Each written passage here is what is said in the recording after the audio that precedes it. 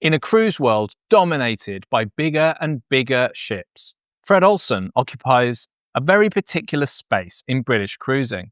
Smaller ships, departures from regional ports around the UK, and an emphasis on traditional, destination-led voyages rather than onboard spectacle. The Borealis is one of the core ships in the fleet. It's designed for adult travellers who want a calm, grown-up cruise experience, with an easy start to their journey and a strong focus on where they're going, not just the ship itself. If you've been following this channel for a while, you'll know that I spend a lot of time on Fred Olsen ships working as a guest speaker. Now, the Borealis in particular has a special place in my heart because that's the first ship I ever spoke on. So coming back on board recently, almost exactly 3 years to the day, felt a bit like returning to where it all started. But this wasn't just a nostalgic visit. The ship had recently been in dry dock, and there were some genuinely interesting changes on board. That makes this a good moment to talk about what Borealis is like now, especially if you're considering a cruise in 2026 or beyond. This is not a ship tour. Instead, I'm going to share with you 9 things I think you should know before you sail on the Borealis. Adults only from 2026. One of the biggest headline changes is that from January 2026, the Borealis is now adults only. Now, my recent cruise was a January winter sailing to northern Norway. That's not exactly an itinerary that attracts a lot of families anyway. And Fred Olsen has never really positioned itself as a child-focused cruise line at all. In fact, on the almost 20 Fred Olsen cruises that I've joined, only 2 had enough children to justify a kids club being run. So will adults only make a dramatic difference? Probably not straight away. It's really during the school holiday periods where we'll see the biggest impact. But what this change does do is formalise what Fred Olsen already is, a cruise line designed for adults who value calm, space, conversation, and traditional cruising. If that sounds appealing, Borealis is probably the right ship for you. More flexible dining. One area where Borealis now feels noticeably different is dining.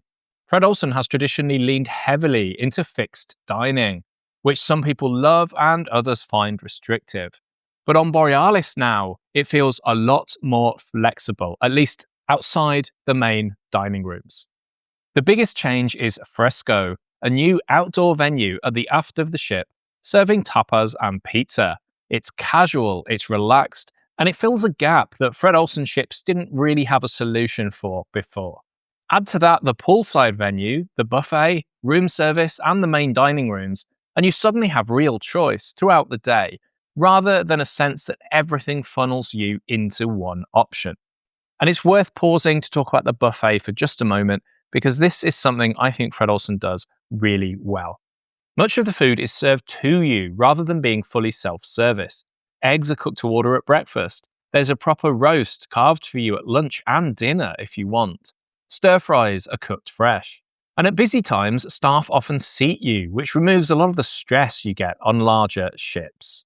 So while the evening dinner service is still fixed seating at fixed times, Borealis now offers a more flexible approach to dining throughout the day. Drinks with meals. Another important change on Borealis and coming to the rest of the fleet too is that drinks are now included with meals for those on Freedom fares.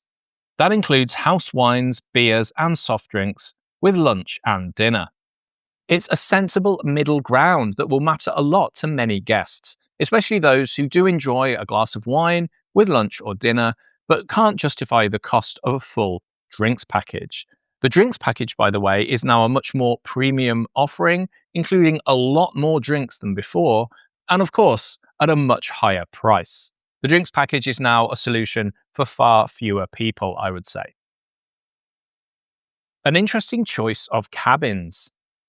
Another thing that sets Borealis apart from other ships of its size is the range of cabins on offer. Yes, there's the standard categories: inside, ocean view, balcony, and suites. And Fred Olsen cabins do tend to be sensibly designed, with good storage and layouts that work well for longer cruises. But as with its sister ship Boletta, Borealis offers something you rarely see on cruise ships nowadays: terrace cabins. These are cabins that have a door that opens directly onto the promenade deck. It's a very traditional design, almost old school cruising, but it works surprisingly well. You get fresh air, immediate outdoor access, and a strong connection to the ship itself. But as I see from regular comments in the Fred Olsen Facebook groups, these cabins are not for everyone. Privacy is a concern to some, and of course you do have people walking past, even though it's actually difficult to see in from the promenade deck. But for some guests, especially those who enjoy walking the promenade or spending time outdoors without climbing decks, they are a really appealing option. And for warm weather cruises, you also have these private deck chairs outside your door. A ship designed for being outside. These terrace cabins lead nicely into another thing Borealis does very well, and that's outdoor space. The covered promenade deck wraps all the way around the ship, which means you can walk, sightsee, or simply get fresh air in almost any weather. Not all weather though, as I found out on my most recent cruise, where the promenade deck had to be closed for large parts of the days spent at sea. 3.5 laps make a mile, and you can see a lot of people quietly clocking up their steps throughout the day. It's one of those features that feels old-fashioned in the best possible way, and once you've cruised on a ship without one, you really miss it. The front of the promenade is covered, but there is access to the forecastle, which is open when the weather and sea conditions allow. It's the perfect spot for scenic cruising, as is this small outside space on deck 6, just below the bridge. A shift in entertainment. Entertainment is an area where Fred Olsen sometimes attracts criticism, but times are changing. During 2026, Fred Olsen is rolling out a new entertainment partnership, and Borealis is the first ship where you can already feel the impact. In addition to the theatre company, there are now 4 Borealis performers, and they're very much visible around the ship. They're putting on cabarets, smaller performances, and pop-up events in lounges, and the result is that the ship feels busier in the evenings. Some venues feel livelier than they did before. This is, of course, still far from being a party cruise line, and it's not trying to be.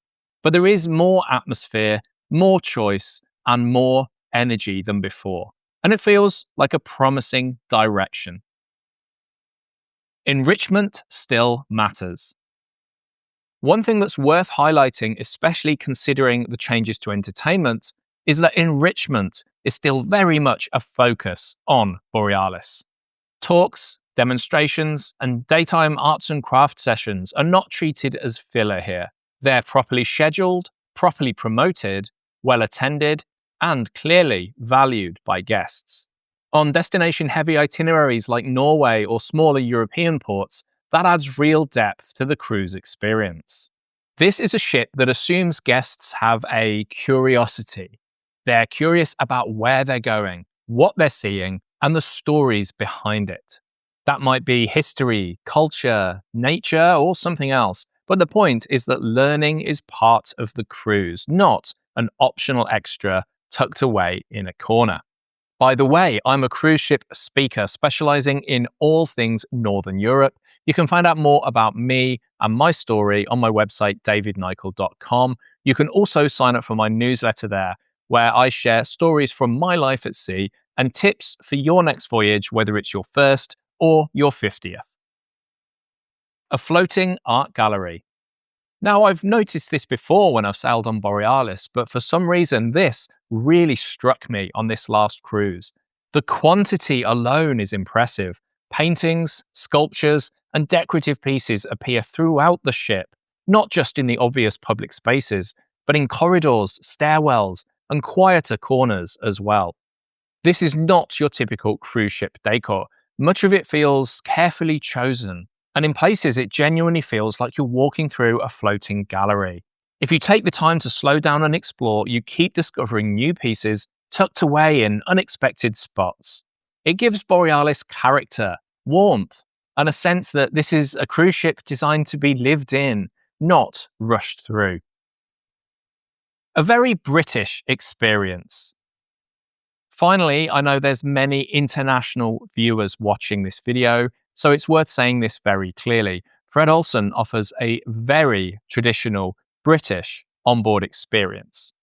That means British humour, British entertainment styles, familiar food references, cues, polite service, and maybe a slower pace.